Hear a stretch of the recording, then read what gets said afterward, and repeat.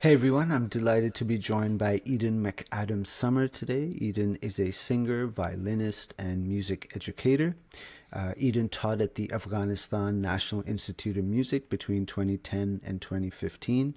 Eden, I'd like to begin by asking you, how were you received as a music educator in Afghanistan, specifically by the students you engaged with, local music educators, and the community at large?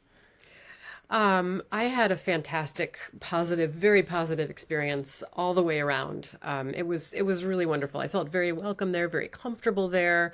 Students were really excited to meet me and to work with me and to ask questions. And faculty were very open to collaborating. And I had a really wonderful experience connecting with all of them. And could you tell us a bit about the profile of these students? How did they end up at the institute? What were the age groups? What was their social economic Yeah. So the demographic? school was basically a performing arts school from ages 9 through 21, where students would go to study um, academics as well as music. And the music was a mix of traditional Afghan music. Some students played only traditional Afghan instruments. Some studied Afghan instruments and Western instruments. And some would do a mix of theory and performance and composition. There were conducting students. So it was a very diverse community from that perspective. And also with regard to the different levels of musicianship, we had students coming in at a very beginning level, and then some were much more advanced. So the school was reopening after a long period of being closed due to the government laws against music at that time. The Taliban regime had forbidden music, and so in 2004 that ban was lifted, and around 2009 or 2010 this music school reopened on the same premises, I believe, as a school that had previously been open there. So this was a reopening of a school. So a lot of faculty, I think, some were returning even from that time, and there was a lot of enthusiasm from the community. As far as I was shown and from what I could see, not just for the music, but also just for the education, because schools in general were reopening in Afghanistan at this time. So even having a full length school day, having teachers available to teach classes, whether academic or musical, all day, that was a very exciting thing. And so the students ranged from being from fairly well off families to some students were from families where normally the kids would be working during the day selling gum or selling maps or washing car windshields to try to bring in money for their family. And they were working with a government program that might have also been a nonprofit organization internationally that was basically reimbursing the family some of that money so that the kids could go to school instead. So some were from that group. And then there were another contingent of students who lived in what was called an orphanage in town.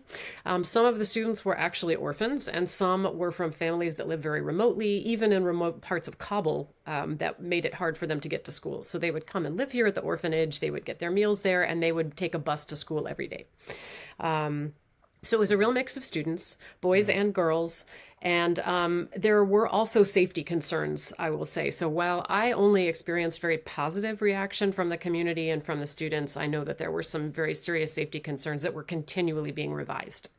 Yeah. You mentioned the three different demographics of students. So the Mm-hmm. ones who were coming from affluent families, Mm-hmm. did you get a sense of what their intention was of coming to the institution? Did they want to pursue careers in music? My sense was most of the students there were looking for a good education. Families Okay. were looking for a good education for their kids.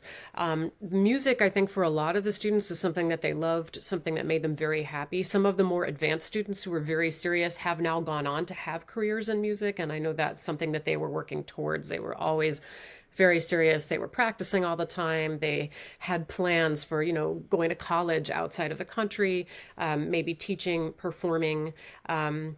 But it was a mix. A lot of the students were just there. They were, it was a real mix. Some kids were just there because it was school that you go to school. Some kids were Yeah. clearly there more for the social experience. Yeah. One of the students who I'm still very close with, who's sort of like an adopted daughter to me, she was just there, she's a nice kid having fun with her friends, Yeah. never a very serious student. So it was a real mix, Yeah. and I think that was good that they had that diverse community. There were some really professional, excited goal-driven students, and then there were some who were just there to get an education. And yeah. Sure.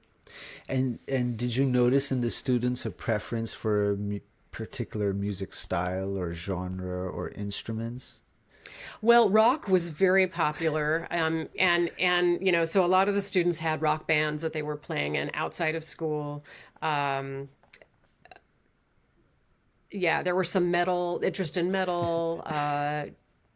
Yeah, Led Zeppelin was very popular among them, and at that time in Afghanistan, rock and metal and were popular ways for students to express dissent and protest.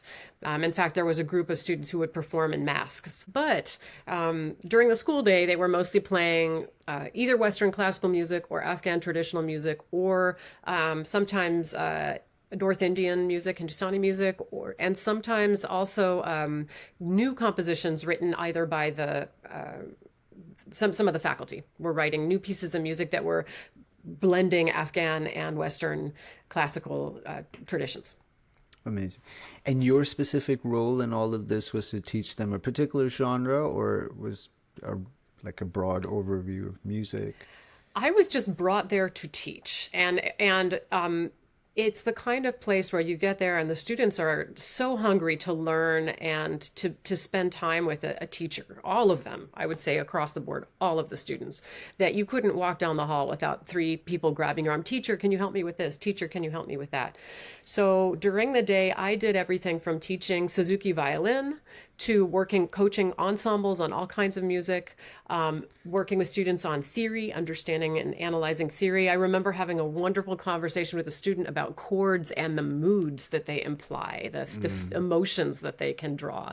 That was a great conversation. We would work on, I would teach American folk songs, and we would do arrangements of those, sometimes harmony singing. I also did body percussion and percussive dance with some of the students, which on my very first visit, this was in 2010.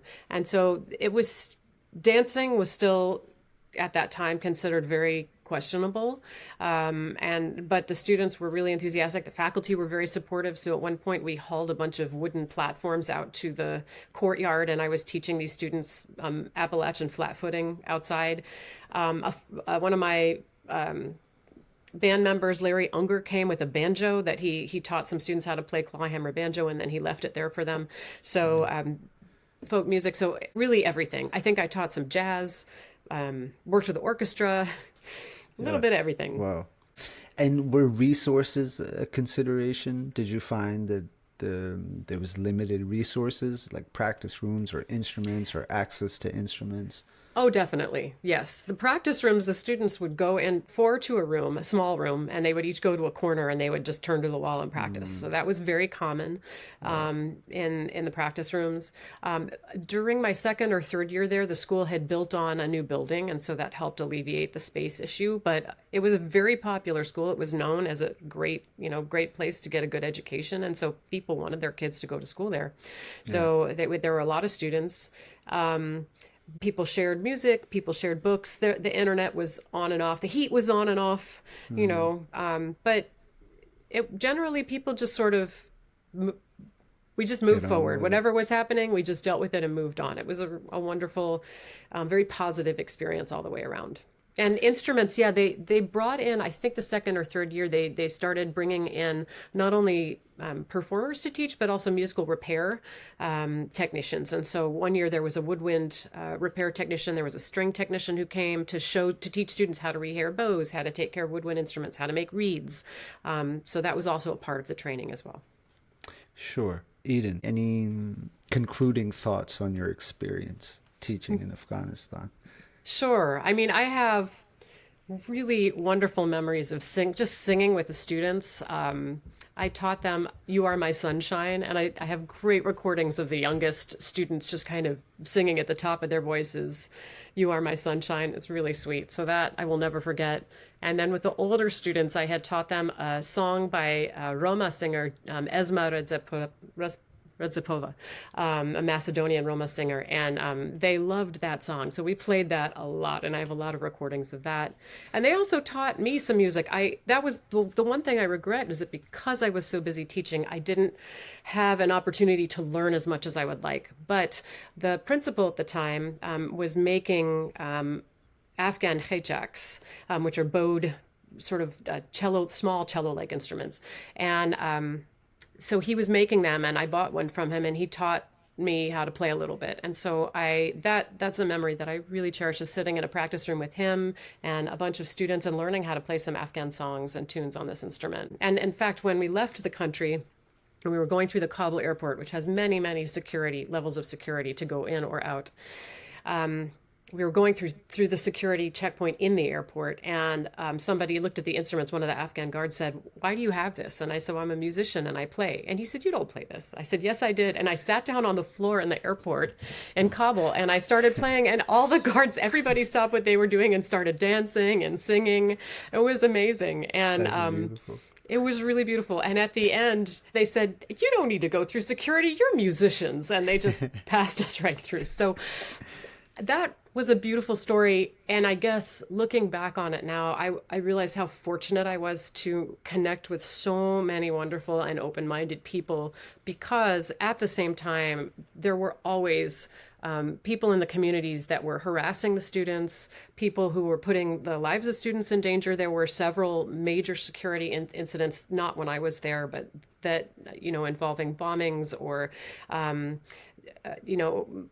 minor attacks on the community. And I was very fortunate when I was there, and I was very naive on that first visit, frankly. I was lucky that to be so welcomed and to be so well taken care of, and to be sheltered in a way. But I had such a fantastic experience in Afghanistan, and I really hope that I'm able to go back, that everybody can have a chance to go there and see what a beautiful, beautiful country it is. Yeah. Thank you so much, Eden. Thank you.